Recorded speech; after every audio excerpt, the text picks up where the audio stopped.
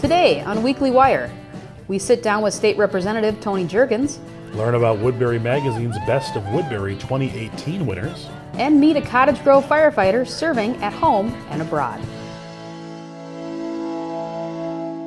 Hello, I'm Ann Schweisguth. And I'm Justin Atkinson. Well, the city of Woodbury was named the 2018 City of the Year at the Minnesota Real Estate Journal Awards Gala. Woodbury was recognized for major projects completed in the community, including medical, office, and retail developments. Woodbury's residential development was also highlighted in the nomination.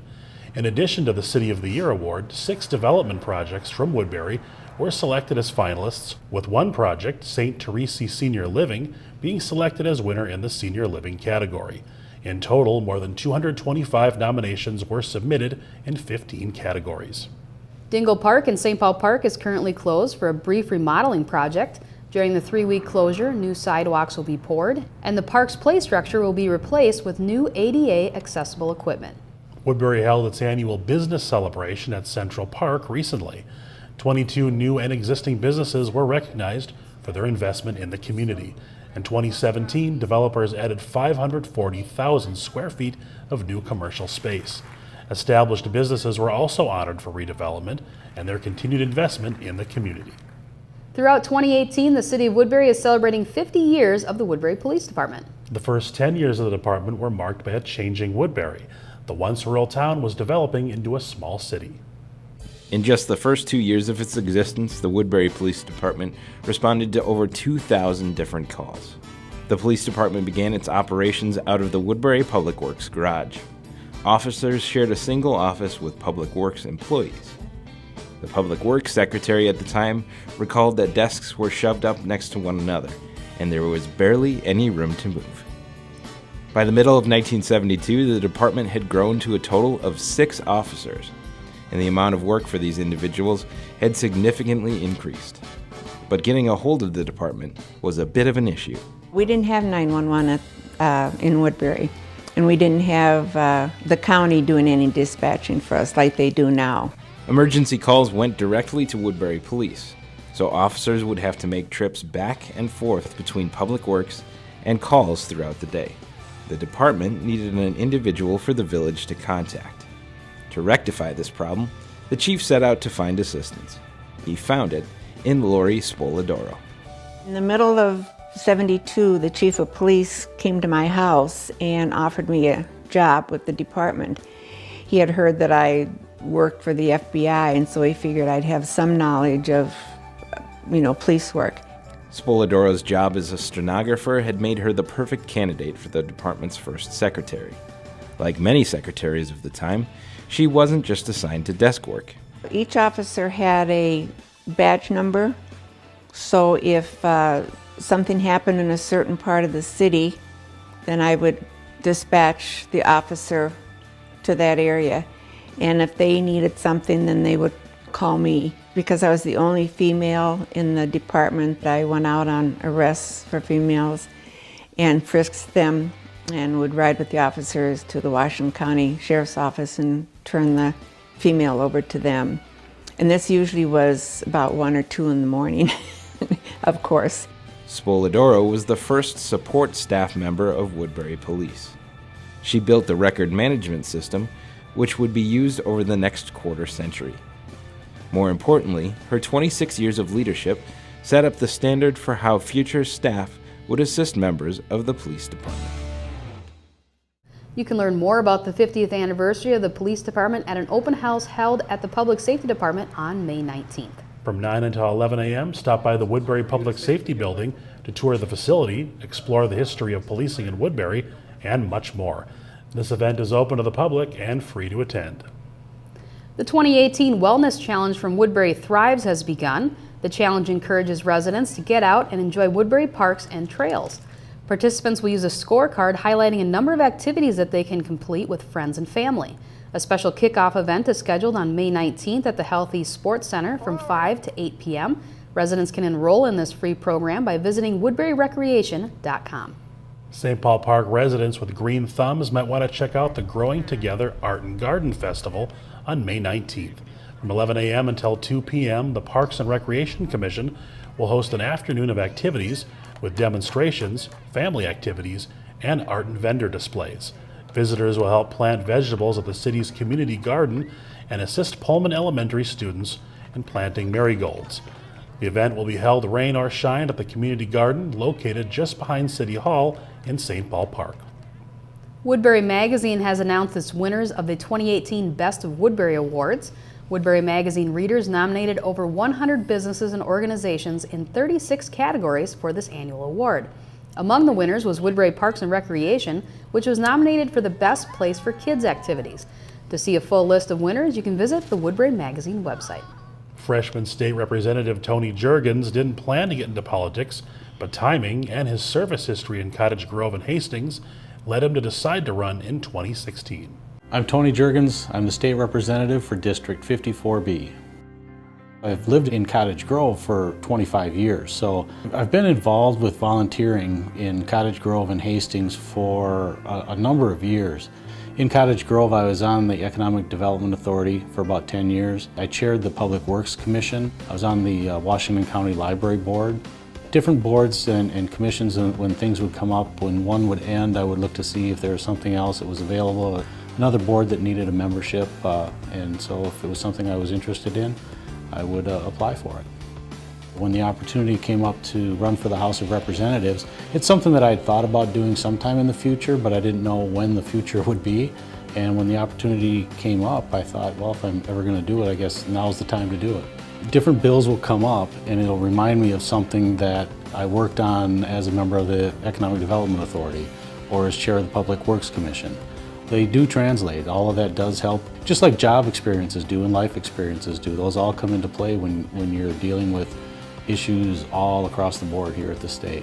I've said many times that I get the opportunity to do some really cool things in this job, and when I can share that with others, with constituents, especially kids, I love doing it. It's the best part of the job.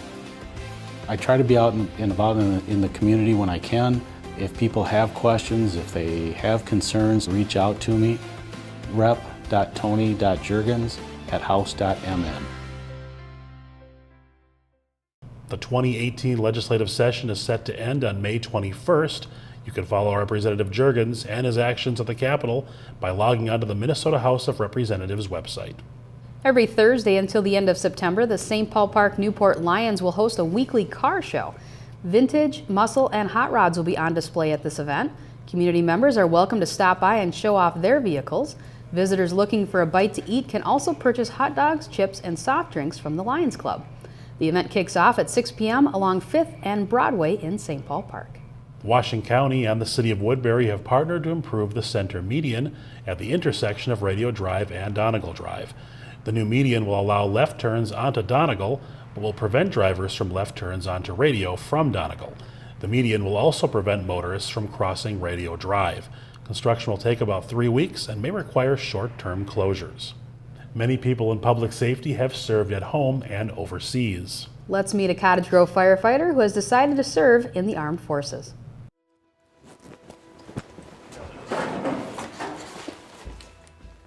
I enjoy what I do. I think I have the best job in the entire world. I'm truly blessed to be able to work in a city that I was born in. I've always wanted to be a firefighter ever since I was a little kid. And what little kid doesn't? I never grew out of it, I guess. My mom always says she knew. She knew I was going to be a firefighter someday. And here I am.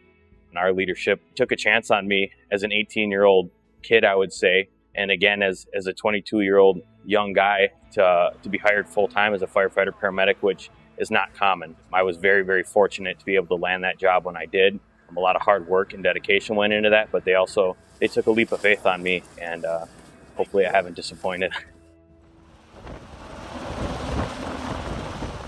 I decided to join the military. I have a long line of family history. I think what really made me enlist is my best friend, Max. While he was in Afghanistan, it's something I thought really, really hard about and decided that's something I want to do. I want to say that I was one of the 1% that was able to serve their country and do the job that most don't. I have not deployed. I've spent actually months at different trainings that I've had to go to. We have a deployment here Coming up for Charlie Company 2 to the 211th GSAB, it's the medevac out of St. Cloud for the Minnesota National Guard. This unit has deployed multiple times before, so we're filling our role as the big Army says we're needed. As long as there's conflict across the world, deployments will still be part of what the Army needs. So it's our turn to deploy now. And I think it's a moral value. Each and every single person that serves the city and the country that wants to be a part of something much bigger than themselves, especially when you're serving the country. I mean, I serve alongside hundreds of thousands of service members, and I'm just a very, very, very small piece. But at the end of the day, it's something that when I lay my head down on my pillow, I can go to bed happy and content with where I'm at in life right now.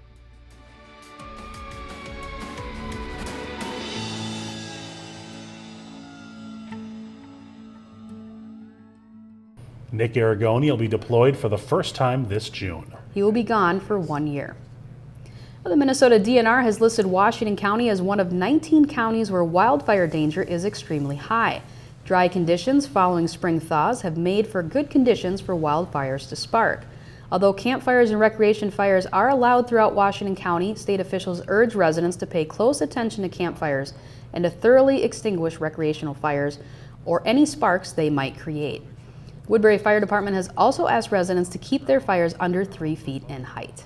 The City of St. Paul Park Public Works Department has begun selling their old street identification signs for $20 apiece. Contact the Public Works Department for an updated list of signs that are for sale.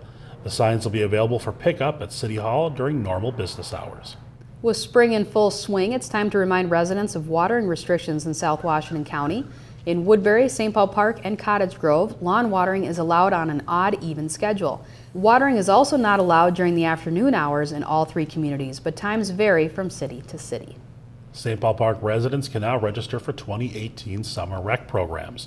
There are programs for kids from 3 to 12 years old and include morning and afternoon sessions. During the 2018 session, participants will play, learn, and interact with other kids from St. Paul Park. The program also offers field trips that may include Twins games, Valley Fair, or the Washington County Fair. Registration information is available on the city's website.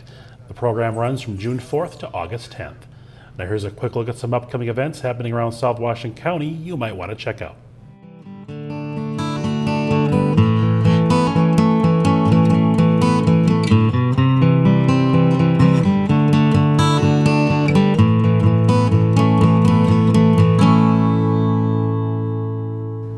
Well, before we go, Sunday, very big holiday. Mother's Day. That's right. Who doesn't love their moms? Exactly. Where would we be without the moms? That's right. Happy Mother's Day to my mom. Happy Mother's Day to my mom. Happy Mother's Day to all the moms who watch our show. We really That's right. appreciate the moms. Love the moms. Call your mom on Sunday. We'll see you next week.